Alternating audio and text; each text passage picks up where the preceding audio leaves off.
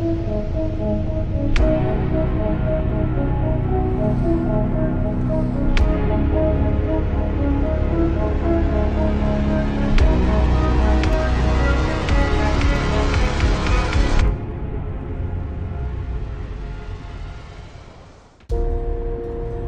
guys, today we are driving from Zurich to Mount Titlis.